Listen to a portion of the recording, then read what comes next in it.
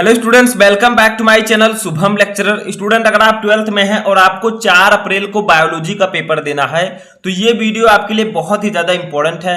आपको इस वीडियो को शुरू से लेकर लास्ट तक देखना है, क्योंकि इस वीडियो में मैं आपको क्लास 12 यूपी बोर्ड द्वारा जो बायोलॉजी का मॉडल पेपर जारी किया गया था उसका फुल सॉल्यूशन लेकर आया हूं। यानी कि मैं आपको जितने भी क्वेश्चंस हैं उनका मैं आपको आंसर बताने वाला हूं। देखिए, इस वीडियो को देखने का आपको 2 बेनिफिट मिलेगा। सबसे पहला ये कि आपको बहुत सारे क्वेश्चन का आंसर मिल जाएगा। हो सकता है कि इन्हीं में से ज्यादातर क्वेश्चन आपके बोर्ड एग्जाम में इस बार पूछे जाएं। नंबर 2 जो बेनिफिट है वो आपको पूरा पेपर पैटर्न समझ में आ जाएगा कि जो 2022 में हमारा पेपर है वो किस प्रकार से पूछा जाएगा, क्योंकि जिस प्रकार से आपका ये मॉडल पेपर है सेम इसी प्रकार से आपका बायोलॉजी का पेपर आएगा। ठीक है, तो आपको इस वीडियो को शुरू से लेकर लास्ट तक देखना है ताकि 4 अप्रैल को जब आप जाएं बायोलॉजी का पेपर देने तो आप बायोलॉजी में 90% प्लस मार्क अचीव कर सकें। ठीक है, तो एक एक क्वेश्चन का मैं आपको आंसर बताऊंगा। तो चलिए स्टार्ट करते हैं। देखिए, यहां पर लिखा जीव विज्ञान केवल प्रश्न पत्र कक्षा 12। ठीक है, समय आपके पास रहेंगे 3 घंटे 15 मिनट, पूर्णांक आपका रहेगा 70 का। ठीक है, अब सबसे पहले आपको निर्देश दिए जाएंगे बोर्ड एग्जाम में कि प्रारंभ के 15 मिनट परीक्षार्थियों को प्रश्न पत्र पढ़ने के लिए निर्धारित है। यानी कि 3 घंटे 15 मिनट में जो 15 मिनट है ये आपको प्रश्न पत्र पढ़ना है। ठीक है, दूसरा है सभी प्रश्न अनिवार्य है, सभी प्रश्न आपको करने हैं। तीसरा है आवश्यकता अनुसार अपनी पुष्टि नामांकित रेखा चित्रों द्वारा कीजिए। यानी कि इसमें कहीं कहीं चित्र बनाने को भी पूछा जाता है तो आपको चित्र सही से बनाना है। ठीक है, और चौथा है सभी प्रश्नों के निर्धारित अंक उनके सम्मुख अंकित हैं। यानी कि जो प्रश्न जितने नंबर का है वो सामने दिया गया है। ठीक है, तो सबसे पहले जो हमारा क्वेश्चन होगा वो होगा बहुविकल्पीय प्रश्न। ठीक है, बायोलॉजी का ऑब्जेक्टिव क्वेश्चन। देखिए, सही विकल्प चुनकर अपनी उत्तर पुस्तिका में लिखिए। जैसे का आपका है का क्वेश्चन, निम्नलिखित में से कौन सा पुष्प नर जनन अंग का प्रतिनिधित्व करता है। ठीक है, आपके पास काखा गाखा करके यहाँ पर 4 बहुविकल्पीय प्रश्न शुरुआत में रहेंगे। तो यहां पर पूछा जा रहा है कि निम्नलिखित में से कौन सा पुष्प का नर जनन अंग का प्रतिनिधित्व करता है। फर्स्ट है पुमंग, सेकंड है जायांग, थर्ड है गुरु बीजारधानी, फोर्थ है परागण।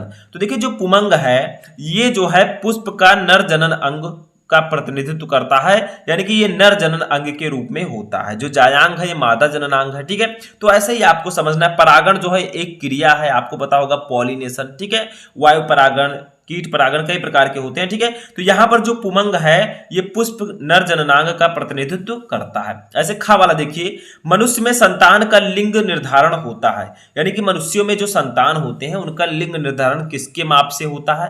फर्स्ट है मां के लिंग गुणसूत्र से, सेकंड है अंडाणु के माप से, थर्ड है शुक्राणु के माप से, फोर्थ है पिता के लिंग गुणसूत्र से। तो देखिए, मनुष्य में संतान का लिंग निर्धारण पिता के गुणसूत्र से होता है, तो ये फोर्थ ऑप्शन आपका सही होगा। यानी कि जो हमारे में लिंग निर्धारण होता है, मेल है या फीमेल, उसका निर्धारण जो होता है वो पिता के लिंग गुणसूत्रों से होता है। ठीक है, ऐसे गा वाला देखिए, जेनेटिक इंजीनियरिंग का उपयोग होता है। जेनेटिक इंजीनियरिंग का उपयोग किस क्षेत्र में होता है। फर्स्ट है चिकित्सा में, सेकंड है कृषि में, थर्ड है इन दोनों में, फोर्थ है किसी में नहीं। तो देखिए, जो जेनेटिक इंजीनियरिंग है इसका उपयोग इन दोनों में होता है। यानी कि चिकित्सा में भी होता है और कृषि के क्षेत्र में भी हम जेनेटिक इंजीनियरिंग का यूज करते हैं। तो इन दोनों में आपका ऑप्शन राइट होगा। ऐसे घा वाला देखिए, लाइकेन जो पारिस्थितिक अनुक्रम को प्रारंभ करने में सक्षम है, वास्तव में यह सहजीवी सहचर्य है। यानी कि ऐसा लाइकेन जो पारिस्थितिक अनुक्रम को प्रारंभ करने में सक्षम हो, वास्तव में वो सहजीवी सहचर्य क्या है। फर्स्ट है शैवाल और जीवाणु, सेकंड है शैवाल और कवक, थर्ड है जीवाणु और कवक, फोर्थ है कवक और फंजाई। तो इसका राइट आंसर होगा ऑप्शन नंबर सेकंड, शैवाल और कवक। ठीक है, लाइकेन जो पारिस्थितिक अनुक्रम को प्रारंभ करने में सक्षम है वो सहजीवी सहचर्य है, शैवाल और कवक। ठीक है, तो यहां पर 4 क्वेश्चन काखा गाखा करके आपके बहुविकल्पीय प्रश्न होंगे। इसके लिए आपको एक एक नंबर दिया जाएगा। 4 क्वेश्चन के लिए आपको टोटल 4 नंबर यहां पर मिलेगा। ठीक है, ऐसे सेकंड क्वेश्चन अब हमारा आता है, यह है अति लघुत्तरीय प्रश्न। ठीक है, जैसे देखिए का वाला है क्लाइनेफिल्टर एवं टर्नर सिंड्रोम में गुणसूत्रों की संख्या लिखिए। ठीक है, तो क्लाइनेफिल्टर और टर्नर सिंड्रोम में आपको गुणसूत्रों की संख्या बतानी है कि इनमें क्रोमोसोम की संख्या कितनी होती है। यहां पर 1 नंबर का आपका ये रहेगा। ऐसे खा देखिए, इसका मैं आंसर भी बताऊंगा। देखिए, नर जर्म कोशिकाएं किस विभाजन द्वारा शुक्राणुओं का निर्माण करती हैं। तो देखिए, जो नर जर्म कोशिकाएं हैं ये अर्धसूत्री विभाजन द्वारा शुक्राणुओं का निर्माण करती हैं। अर्धसूत्री विभाजन या अर्धसूत्रण मैं यहां पर लिख देता हूं। देखिए, इस प्रकार से अर्धसूत्री विभाजन। ठीक है, अर्धसूत्री विभाजन या अर्धसूत्रण या अर्धसूत्रण। ठीक है, तो इस विभाजन द्वारा शुक्राणुओं का निर्माण करती हैं। तो खा वाला आपका राइट आंसर होगा, नर जन्म कोशिकाएं अर्धसूत्री विभाजन या अर्धसूत्रण द्वारा शुक्राणुओं का निर्माण करती हैं। ऐसे गा वाला देखिए, परागकण मात्र कोशिका में गुणसूत्रों की संख्या क्या होती है? यानी कि जो परागकण मात्र कोशिका है इनमें गुणसूत्रों की संख्या क्या होती है? तो इनमें गुणसूत्रों की संख्या होती है द्विगुणित।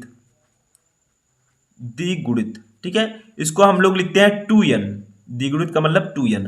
तो परागकण मात्र कोशिका में गुणसूत्रों की संख्या द्विगुणित होती है, यानी कि 2n होती है। ठीक है, ऐसे घा देखिए, उस एंजाइम का नाम लिखिए जो डीएनए अणु को खंडों में तोड़ देता है। यानी कि वो कौन सा एंजाइम है जो डीएनए अणुओं को खंडों में तोड़ देता है? तो उसका नाम है प्रतिबंधन एंडोन्यूक्लियज एवं एक्सोन्यूक्लियज एंजाइम। आप लोग लिख दीजिएगा, प्रतिबंधन एंडोन्यूक्लियज एवं एक्सोन्यूक्लियज एंजाइम जो होता है वो डीएनए अणु को खंडों में तोड़ देता है। ठीक है, समझ में आ रहा है? आप लिख सकते हैं यहां पर।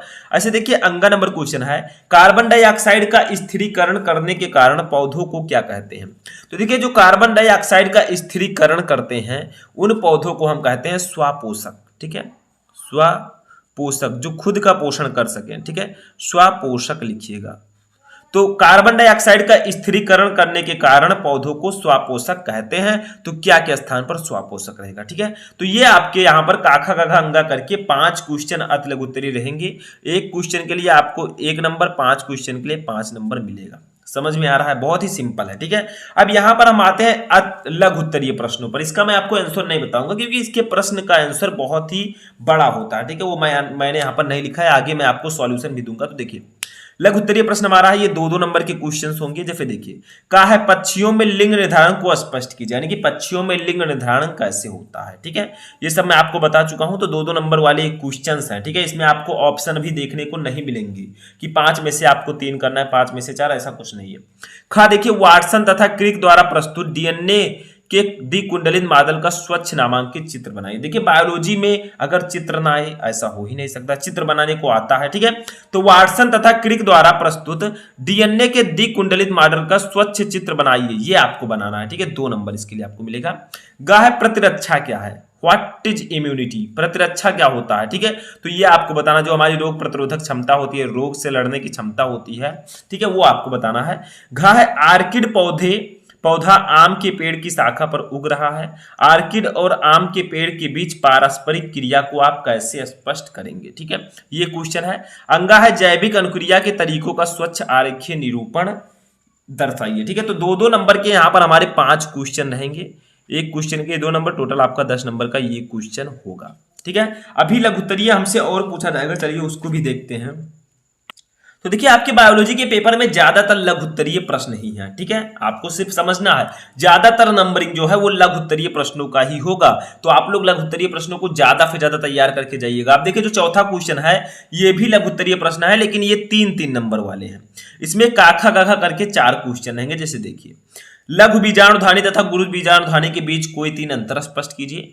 खा है हमारे समाज में लड़कियां पैदा होने पर दोष केवल महिलाओं को दिया जाता है, बताइए कि यह क्यों सही नहीं है। ठीक है, घा है एक संकर क्रॉस का प्रयोग करते हुए मेंडल के प्रभाविता की व्याख्या कीजिए।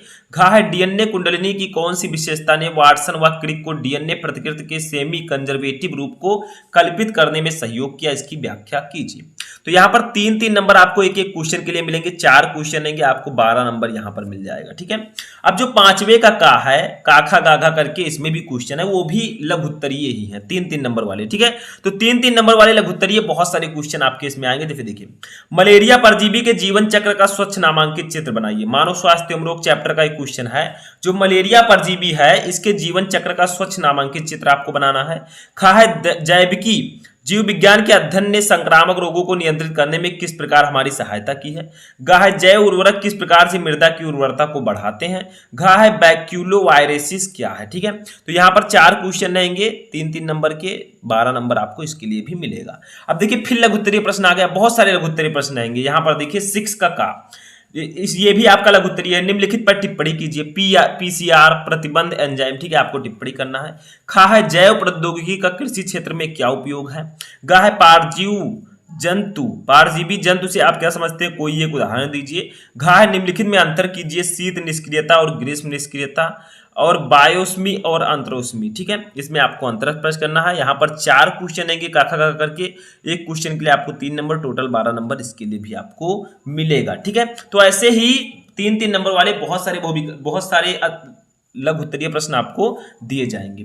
अब बारी आती है दीर्घ उत्तरीय प्रश्नों की। इसमें आपको ऑप्शंस मिलेंगे। जैसे मान लीजिए एक क्वेश्चन आपको नहीं पता तो अथवा लगा। तो देखिए 7वां हमारा है, मनुष्य के नर जनन तंत्र का सचित्र वर्णन करिए, इसमें शुक्राणु कहाँ संचित रहते हैं। ठीक है, तो आपको इसमें टिप्पणी करना है। 5 नंबर का क्वेश्चन रहेगा। मान लीजिए आपको नहीं पता तो अथवा लगा है, इसमें ऑप्शन मिलते हैं आपको। पुष्पी पादपों में लघु बीजाणु जनन का सचित्र वर्णन कीजिए। ठीक है, तो दोनों में से किसी एक को आप कर सकते हैं, आपको 5 नंबर दे दिया जाएगा। 8वां क्वेश्चन भी हमारा दीर्घ उत्तरीय है। ठीक है, दीर्घ उत्तरीय आपके पास 3 क्वेश्चन रहेंगे, समझ लीजिए, 15 नंबर। ठीक है, देखिए आनुवांशिक कूट क्या है, इसकी मुख्य विशेषताओं का वर्णन कीजिए। ये आपको पता है तो कर सकते हैं, नहीं तो अथवा लगा है।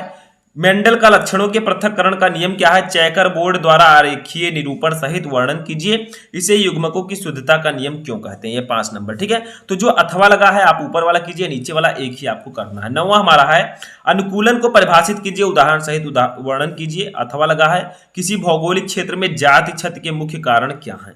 तो 5 नंबर इसके लिए, यानी कि आपके पास 6 क्वेश्चन रहेंगे, आपको 3 करना होगा। जैसे 7वें में 2 क्वेश्चन है, एक आपको करना है। 8वें में 2 क्वेश्चन है, एक आपको करना है।